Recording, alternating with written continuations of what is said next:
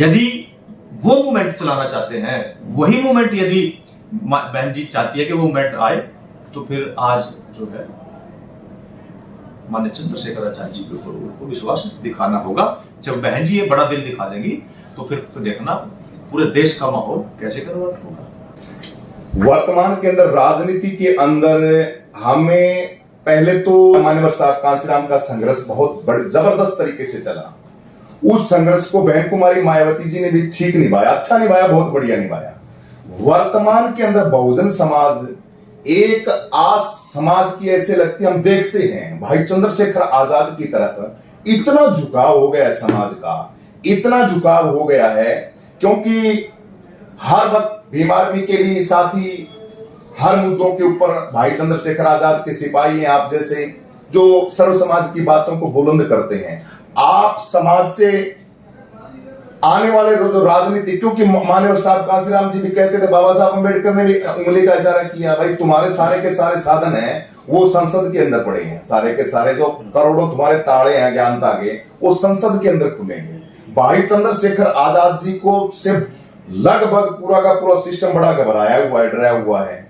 तो समाज से क्या आपको ऐसा ताकत मिल रही है? भाई चंद्रशेखर आजाद को, आपको और समाज को आप क्या कहना चाहोगे? भाई क्या करना चाहिए वर्तमान के? हम एक ऐसे पायदान के ऊपर खड़े हैं, बड़े खतरनाक माहौल के अंदर खड़े हैं सर, तो समाज को कुछ बताइए। आप आजाद समाज पार्टी से भी हैं, भाई चंद्रशेखर आजाद के सिपाही हैं। देखिए, अभी आपने माननीय साहब कांसीराम जी से शुरू किए, बहन जी से लेकर के चंद्रशेखर आजाद जी तक आपने बात, बिल्कुल साहब कांसीराम जी एक बात कहा करते थे कि जो बहुजन की बात करेगा वो दिल्ली पे राज करेगा। अभी अपने अपनी बातों में कह दिया कि भाई चंद्रशेखर आजाद जो है समाज के लिए दिन रात मेहनत कर रहे हैं, और यदि समाज को न्याय नहीं मिला तो भीम आर्मी के लोग वहां चाहते हैं न्याय दिलवाते, अपने अपने आप जवाब देंगे। बिल्कुल ठीक है, बहन जी ने काम किया, साहब कांसीराम जी 2006 में चल बसे, उसके बाद बहन जी ने भी बहुत अच्छी तरीके से काम किया। लेकिन क्या होता है, हर चीज का एक समय होता है। आज कभी साहब कांसीराम जी का समय था, फिर बहन जी का समय आया, आज भाई चंद्रशेखर आजाद का समय है। अब तो मैं तो बहन जी को ये भी कहूंगा कि बहन जी ये समाज छितर है, ये पिट रहा है, राइट। यहाँ 12-12 साल की बेटी के साथ बलात्कार हो रहा है, बिल्कुल। यहाँ मोच रखने पर मारा जा रहा है, यहाँ पर तो मटका छोड़ने पर मारा जा रहा है, यहाँ पर तो जो दिल्ली में एक 9 साल की बेटी जिसके वो उसको रेप करके उसको जरा उसके पैर मिले थे, यहाँ तो ऐसी घटनाएं हो रही है, तो जा कौन रहा है? मैं तो बहन जी से भी कहूंगा, बहन जी ये तो सड़क पे कार्यकर्ताओं को बोलिए कि न्याय जो है दिलवाए, या फिर आप ऐसे काम कीजिए, आप चंद्रशेखर भाई के सर पे हाथ रख दीजिए, बेटा संभालो मूवमेंट, मैं आपके साथ हूं। अगर आपको हमदर्दी है समाज की, अगर बहन जी को हमदर्दी है समाज की, बहन जी चाहती है कि जो साहब कांसीराम जी का सपना था कि जो बहुजन की बात करेगा वही देश पे राज करेगा, और जो बाबा साहब ने कहा था कि अपने घर की दीवारों पर जाकर के लिख लो मुझे देश के शासन, यदि वो मूवमेंट चलाना चाहते हैं, वही मूवमेंट यदि बहन जी चाहती है कि वो मूवमेंट आए, तो फिर आज जो है माननीय चंद्रशेखर आजाद जी के ऊपर उनको विश्वास दिखाना होगा। जब बहन जी ये बड़ा दिल दिखा देंगी तो फिर तो देखना पूरे देश का माहौल कैसे कन्वर्ट होगा। फिर पूरे देश में आज तो अभी लोगों ने विश्वास करना शुरू कर दिया, आज सांसद जिता लिया। बिल्कुल समझ रहे, 3 साल लॉकडाउन में चले गए, प्रचार तो हुआ नहीं, घर से निकलना मुश्किल हो गया। तो उसके बावजूद भी भीम आर्मी का प्रत्येक कार्यकर्ता निस्वार्थ भाव से काम करता है, और आज जो हमारे चंद्रशेखर आजाद जी संसद में जो कभी आवाज सड़कों पर गूंजती थी, आज वो संसद में गूंज रही है, और जो मुद्दे कभी किसी एमपी एमएलए ने संसद में नहीं उठाए, वो आज चंद्रशेखर आजाद जैसे युवता संसद में उठा। राइट। तो मैं तो यही बात कहूंगा युवाओं से, सभी समाज के लोगों से, कि अब समय नहीं रहा हमारे पास, पीढ़ियां निकल गई, सदियां निकल गई, अब समय नहीं रहा। अब हमें माननीय चंद्रशेखर आजाद जी को एक मौका दे देना चाहिए और भाई यदि उन्होंने काम नहीं किया तो भाई आने वाला समय फिर जो है 5 साल बाद चुनाव आ जाएगा, फिर आप किसी और को पिछवाते हैं। लेकिन आज समय है चंद्रशेखर आजाद जैसे योद्धा को आगे भेजने का। बहुत बहुत धन्यवाद सर जी, शुक्रिया। हमारे नेताजी आन बान शान बहुजन समाज की भाई चंद्रशेखर आजाद के सिपाही भाई अपने आसान से आसान शब्दों के अंदर यही कह रहे हैं कि हमें एक जगह इकट्ठा होना पड़ेगा।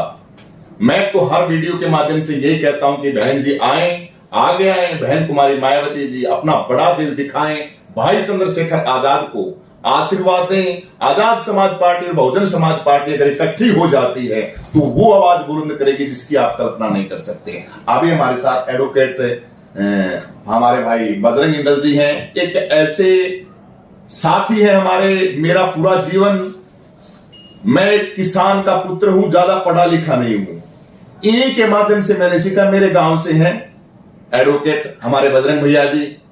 हर मुद्दों के ऊपर कोई भी समस्या आ जाती है बहुजन समाज की, हम आते हैं, सभी भाइयों के साथ रहते हैं, दिन रात तन मन धन से समाज की सेवा करते हैं। तो उनसे भी हम कहते हैं, रजत कंसल शॉर्ट में बोलते हैं, भैया रजत कंसल का मामला था उनके साथ थे। अभी ये मामला हमारा संतलाल अंबेडकर जी हैं और उनके साथ साथ जिनके नाम काफी साथी हैं। कितनों के ऊपर लगभग केस लगा हुआ सर जी? 27-28 लोगों के ऊपर, और उसके अंदर जो मामला लगा हुआ है निरंतर। अभी साथियों ये तो बहुजन समाज ने थोड़ा सा अपने माइंड को यूज किया, अपनी खोपड़ी को यूज किया। अगर हम रजत कंसल मामले के अंदर भी इसी तरीके से अगर आवे, क्योंकि जनता को, क्योंकि जो जिसके हक और अधिकारों के लिए लड़ता है, अब हमारे साथी हैं, हमारे नेता हैं, हमारे नेताओं के ऊपर कोई विपदा आती है तो हम घरों के अंदर छुप के रहेंगे क्या? और मैं तो मेरे समाज से कहता हूं, सबसे पहले तो आपके हलके का, आपकी साइड का जो भी नेता, उनसे पूछ के, और जब भी कोई विपदा आती है तो तन मन और धन के साथ उनका कंधे से कंधा मिला के उनका साथ देना चाहिए। तो बड़ी सूझबूझ के साथ रजत कंसल वाला मामला तो ठीक किया, जमानत मिल चुकी है, और हमारे संतलाल अंबेडकर हैं वो निर्दोष बताया जा रहा है, नहीं थे। तो इन मामलों के अंदर और बहुजन समाज के लिए सर आप कुछ बताइए, इस समाज को क्या तो करना चाहिए, क्या नहीं करना चाहिए, कहां जाए, क्या करें? देखिए, हमारे साथी कमल कुमार बराड़ा जी ने पूरा विस्तृत रूप में आप लोगों को बता दिया है, और एक ही लाइन में अगर सारी बातों का तोड़ करें तो वो यही बनती है, मौके की परिस्थितियां देख के चाहे इतिहास देखे, जो बाबा साहब अम्बेडकर ने कहा है कि शिक्षित बनो, संगठित रहो और संघर्ष करो। ये भले ही 3 शब्द हो, लेकिन ये इतिहास, वर्तमान और फ्यूचर के लिए बड़ी सटीक चीज है। और मौजूदा परिस्थितियों में संगठित रह के और संघर्ष करके, शिक्षा प्राप्त करके आगे बढ़ना ही हम लोगों का एक टारगेट होना चाहिए, और इसके अलावा हमारे पास कोई चारा भी नहीं है। तो नेताजी संतलाल जी के मामले के अंदर आप किस तरीके से देख रहे हैं उनको? कब तक, क्या वो अंदर हैं या प्रशासन उनके ऊपर लगा रखी है? अभी उनको भी इस मामले के अंदर थोड़ा सा बताइए हमें। जो लोग क्रांतिकारी लोग होते हैं उनके ऊपर मुकदमे लगना कोई बड़ी बात नहीं होती। हमारे ऊपर भी मुकदमे लगे हैं, संतलाल जी है, इनके ऊपर भी पहले भी मुकदमे लगे हैं। वर्तमान के अंदर भी अंडर इन्वेस्टिगेशन का एक पार्ट है, मुकदमे लगे हुए हैं, लेकिन संतलाल जी गिरफ्तार नहीं है, वो पुलिस गिरफ्त से बाहर है, अपने घर पे ही है। और कल आप लोगों के बीच में होंगे, आज हम लोगों ने एसपी साहब से बात की है, तो एसपी साहब ने बड़ी सांत्वना दी है कि चलो हम निष्पक्ष जांच करवा लेते हैं। अगर कोई गलत मैं करता हूँ, आप करते हैं, कोई भी गलत करता है, लॉ एंड ऑर्डर तोड़ता है, संविधान की अवहेलना करता है, तो निश्चित रूप में उसका फाइनल तक भुगतना पड़ेगा। लेकिन अगर कई बार ऐसी मिस्टेक हो जाती है कि एक के साथ 2-3 का नाम लिखवा दिया जाए, तो संतलाल जी का नाम कुछ इसी तरह आया हुआ है। संतलाल जी की ज्यादा भूमिका नहीं है।